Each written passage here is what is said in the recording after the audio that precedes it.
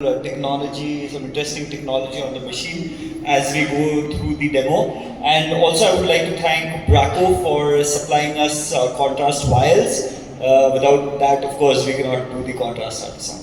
So, meanwhile, we'll set up the machine and I will just give you a little bit of overview as to what we expect in our contrast ultrasound.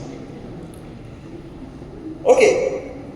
So the contrast ultrasound bubbles, right, you may have heard this, is a slightly different technology from what we are used to looking at in the CT or MR. So these are basically micro bubbles. There's a gaseous core, right, and this is stabilized by a phospholipid shell. And these are very small micro bubbles, about 1 to 10 microns, as a result of which, they can pass through the capillaries and we get an enhancement.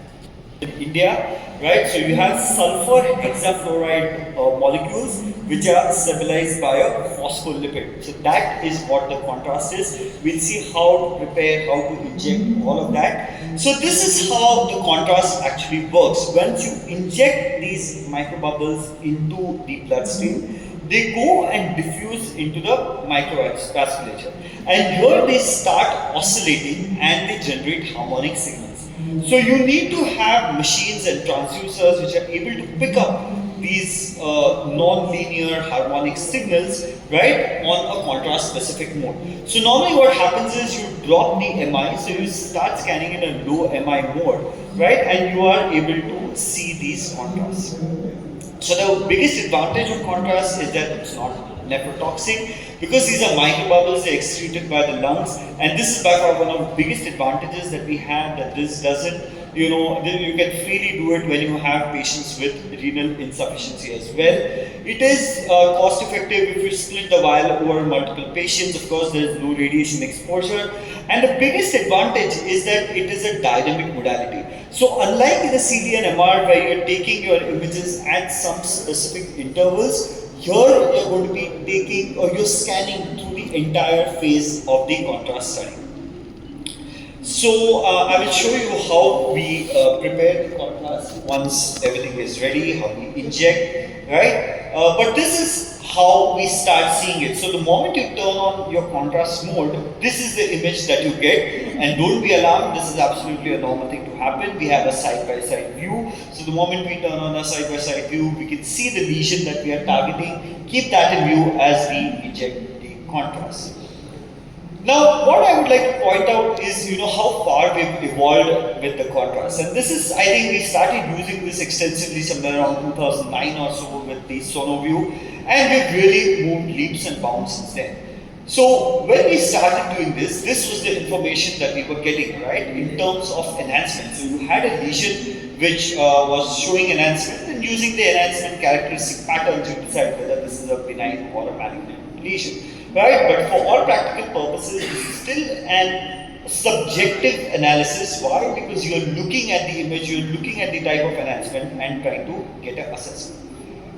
Shortly, we moved to what was called as these time intensity curves or TIC curves. And what this and the way this helped us actually was you could put these calipers in the area in the lesion and in the periphery as well, the adjacent normal tissue, and you could see this relative difference in the enhancement patterns within the liver or within the normal tissue and the abnormal tissue.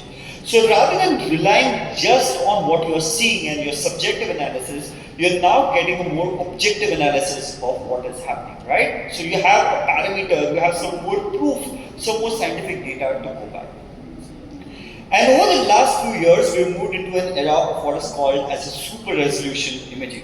Right, so what the super resolution imaging does is, not only are you of course getting the data on the contrast scan, you're getting these time intensity curves, but now you get these color-coded maps as well. And mind you, these color-coded maps are not just for making it beautiful, but it actually gives you more data. right? So it is giving you what is called as the time of arrival. You can get the peak intensity. You can get, you know, a whole lot of wash-in curve, wash-out curve. So the same data that we were kind of initially, not same, I wouldn't say the same, but the kind of data that we were getting on a graphical analysis, which was more kind of difficult to interpret. Now we have a color-coded map, which kind of makes this interpretation much more easier. So you see these areas over here, what is turning as red is where the intensity of the contrast is more, right? So the enhancement over here is more. Comparatively, the enhancement over here is less, right? So if you look at this area, what is red, this is the arrival time, or time of arrival as you would like to call it. The areas which are redder means the contrast has come there faster. Okay, so this is the kind of data that you're getting, and this is especially useful when you're looking at small lesions or in lesions where, you know, the wash in and wash out is very quick and very difficult for you to perceive it with your eyes.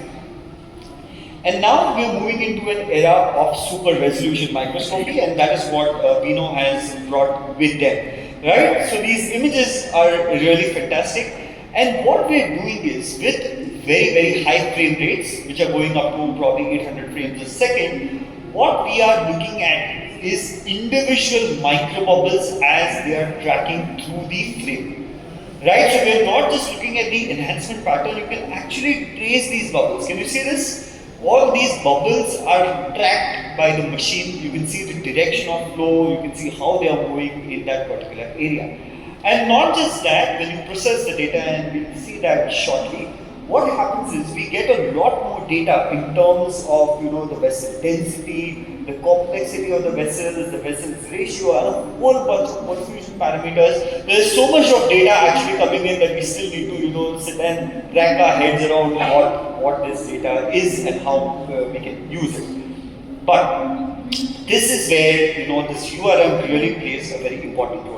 Now imagine when you do your power flow or your color flow, you're looking at about, say, 200 to 500 microns. When you turn on your microflow imaging, you're looking at about 100 to 200 microns. But on URM, you're looking at areas less than 50 microns. So that is the resolution that you get, and this is how it translates in real life. This is the microflow imaging. This is a transplant kidney, so you're trying to look at the peripheral perfusion. A little challenging over here, even on your super microflow imaging. But the moment you turn on your URM, your injected contrast, and you give the URM, we can see this perfusion going all the way to the periphery. So you're much more certain of the flow. Okay?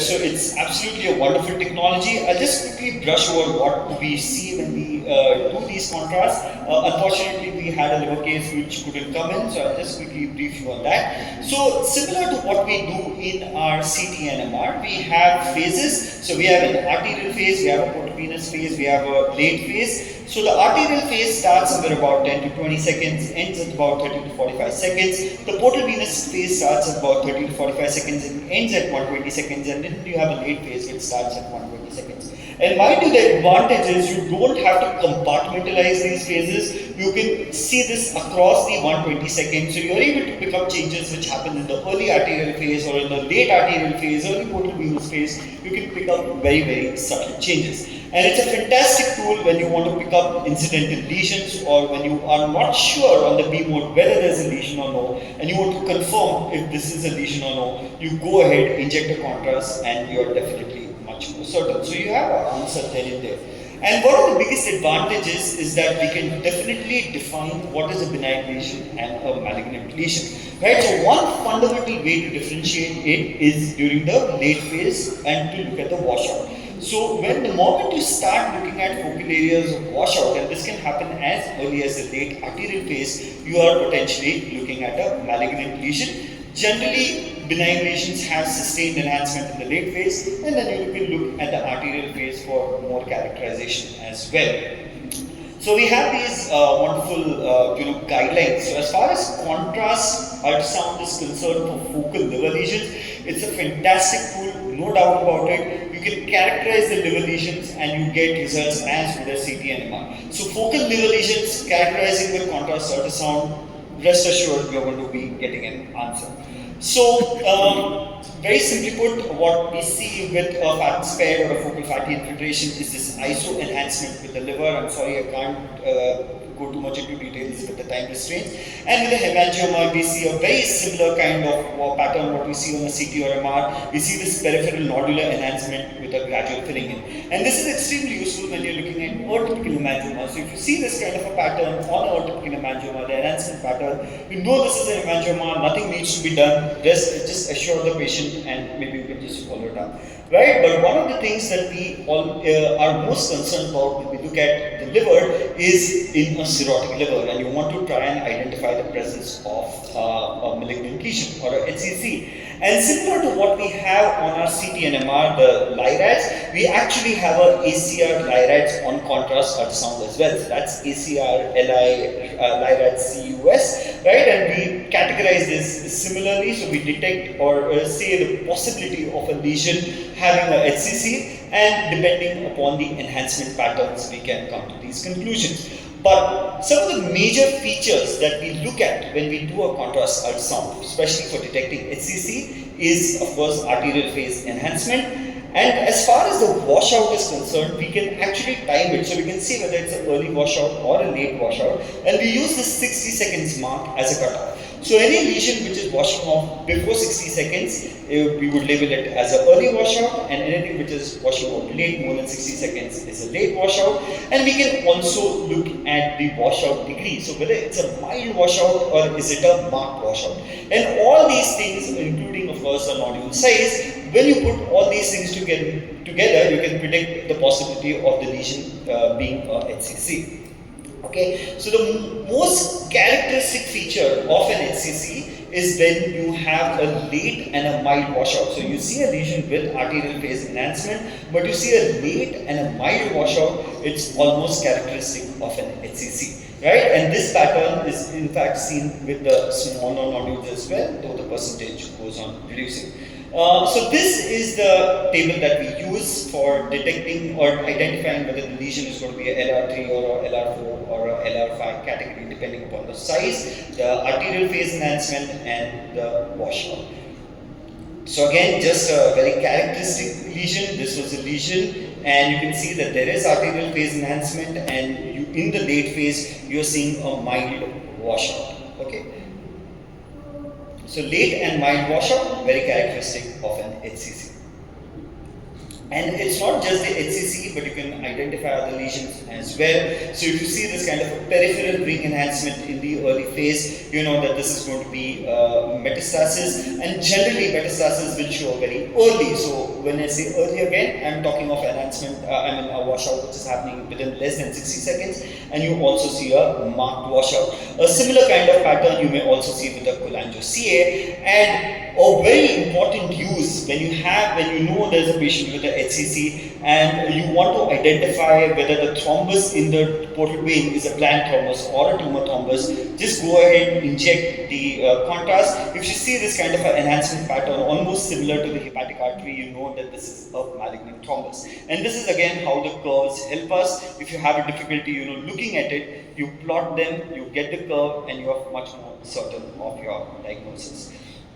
And this is what we've been doing all this while, right? Looking at these late phases for the presence of the HCC. But now using this URM technology, we can actually get much more data in the arterial phase as well, right? So we can potentially look at the flow volume, we can look at the complexity of the vessels ratio, curvature of the vessels, and all of this can actually help us put together or identify a lesion in the arterial phase. And where this will be useful is particularly in those LR3, LR4 cases where we are a little uncertain of the diagnosis. We use this contrast also for doing biopsy. So there are lesions which are very difficult to identify on the B mode. You're not certain whether this is the lesion you want to target or no. You give contrast, you identify the lesion, and go ahead and do a biopsy. Right? And similarly, when you have done maybe a chemoembolization or a RFA, to follow up these patients, you don't need to subject them to a CT or MR again. You look at the flow within these lesions, and depending on whether there's perilesional flow or interlesional flow, you can say whether there's viable tumor or no. So majority of the times, if in these cases, post 6 months we see abnormal enhancement, we know that something is definitely be wrong. And this is again how URM can help us to identify this kind of a residual pattern much better. Okay, so urology, I'm not going to go into too much of details. All I would like to say is like, unlike the contrast that we are used to in the CT, where we get a pylographic phase, we do not have a pylographic phase. Why? Because this is not excreted by the kidneys, right? This is excreted, the contrast is excreted by the lungs. So what we see is this early phase where we see the renal arteries, then we get a late arterial or a cortical phase, and subsequently we get a medullary phase where we see enhancement of the medulla. And mind you, these are very, very quick. So you have to record your study when you inject the contrast so that you can go back on your loop and see what has happened. And we'll see this as we do our studies. So solid lesions, of course, very useful to differentiate between a solid lesion and sometimes a solid looking abscess. You may see very subtle enhancement, and this is again where URM can really help us very beautifully. And as far as looking at cystic lesions and classifying cystic lesions within on ultrasound, this plays a very important role. In fact, the sensitivity of contrast ultrasound is better than CT or MR as far as characterizing these cysts on the Bosnian classification. And we have a grading on contrast ultrasound as well. So again, where URM really helps us is looking at this minute flow inside these cystic lesions. Even a little bit of flow, a few bubbles tracking through the septate can be identified with this URM technology, and this potentially is a game changer for us. And a very, very interesting thing, okay, now this is something which is unique to the Vino machine where we have this ultra glow function, right? So what this does is it can potentially predict the number of glomeruli and the density of the glomeruli in a particular area, right? And we know that when we have these kidneys which are going to function poorly, or we have these medical renal diseases, you may see a reduction in the number of glomeruli. So instead of doing a biopsy to identify them, we can potentially use this technology to look at these kidneys without doing the biopsy. So again, mind you, this is something at the nascent stage. We of course need more data, but it looks to be a very, very promising tool. So thank you very much, and with that we'll move on to doing our cases.